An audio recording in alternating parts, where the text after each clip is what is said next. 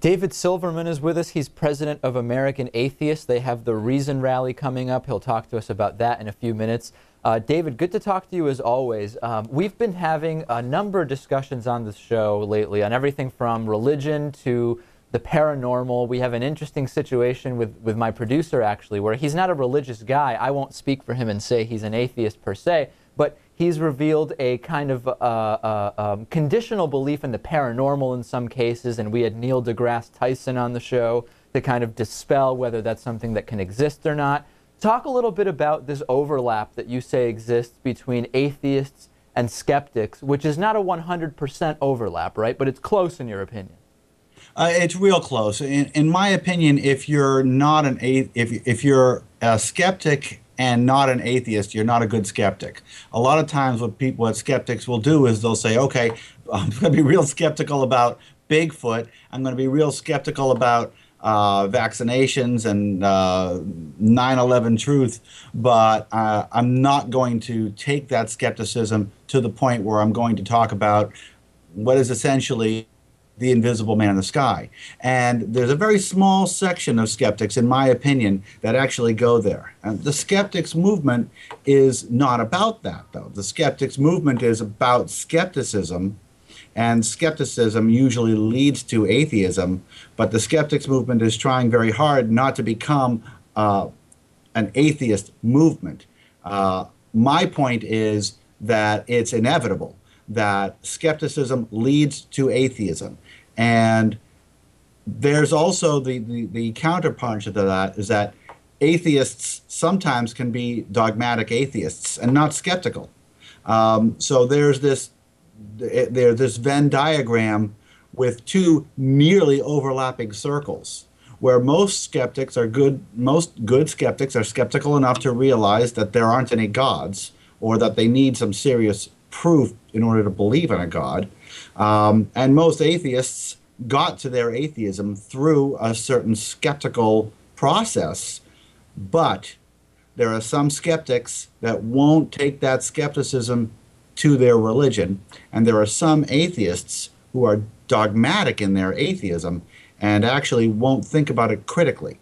One of the main comments we get whenever you're on the show is that these are the comments, not my words, but the comments that we've kind of called out, which is David Silverman is kind of aggressively dismissive of religion, and he comes off in a very abrasive way, and he seems to be pushing beliefs on other people. And I'm kind of curious, in your personal life, I mean, do you think negatively of people when they tell you that they are very religious? In other words, does it influence your opinion of them when they're talking about something totally unrelated to religion, but you find out, hey, you know what? They're big-time Jesus believers, for example. Because I've had this issue of being on boards of directors and different things. How does that affect your perception of someone when you find out they're deeply religious? It does affect my perception to a point. It tells me that they're probably victims of a certain amount of brainwashing when they're children, or in their formative years.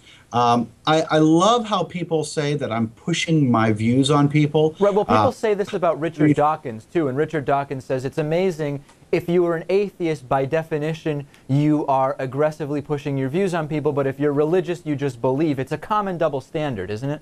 It's really a disappointing double standard, and this is that point where I'm talking about atheists who are not skeptical.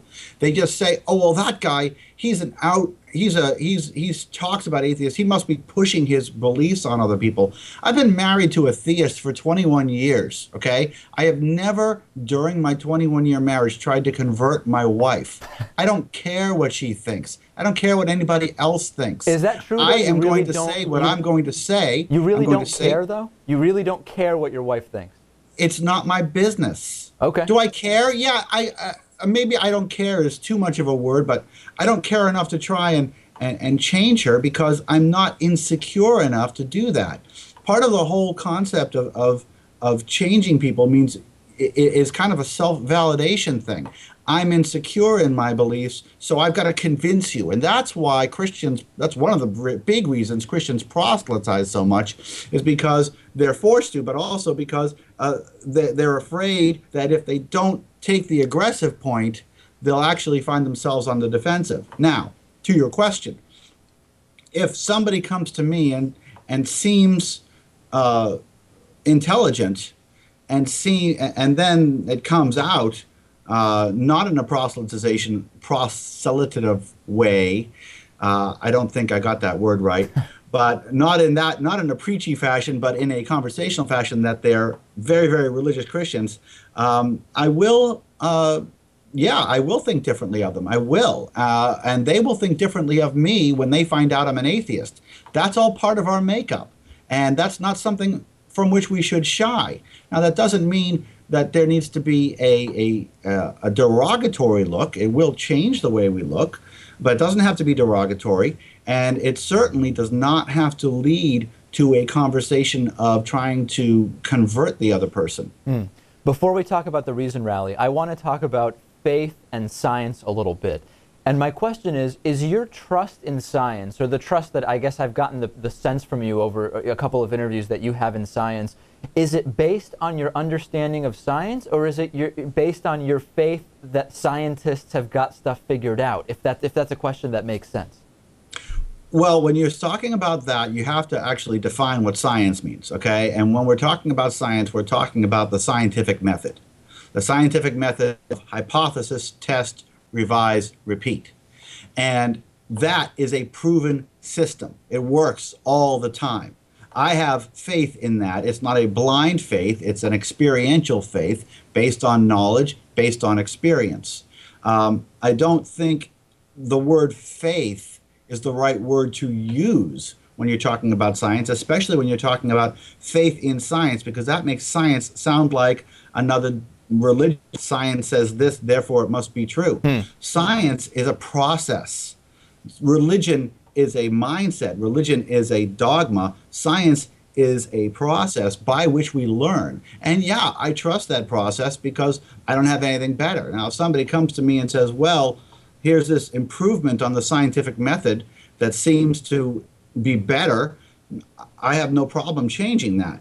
But I don't think anybody should be looking at science and faith as equal. They're not equal. Science is learning. Faith is memorization, regurgitation, irrelevant of what evidence you have. All right, tell us about the Reason Rally. When, where, why, etc.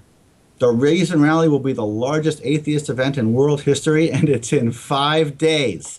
On Saturday, March 24th, on the National Mall in Washington, D.C., I sat down with the Parks and Services Commission just a few days ago, and they told me we're going to have 30,000 people. It's going to be the largest atheist event in world history by a factor of 10. Eddie Izzard, Tim Minchin, Bad Religion, Paul Provenza, Adam Savage from Mythbusters, and of course, Richard Dawkins, Taslima Nasreen, James Randi will all be there, and it's all free. So come to the Reason Rally, get there any way you can. It's all day, 10 to 6, Saturday the 24th, all free and all awesome. Please come and bring friends. The website is reasonrally.org. Oh, 2 things. Number 1, buy your shirts.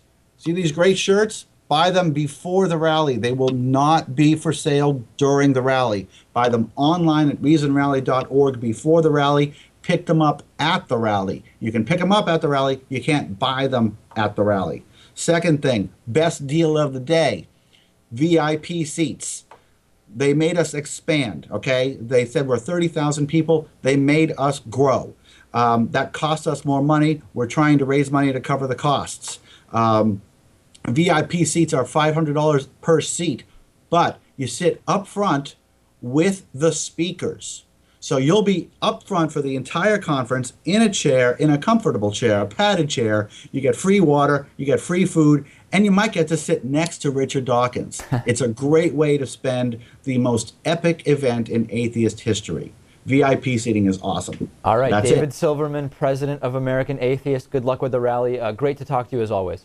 As always, David, see you there.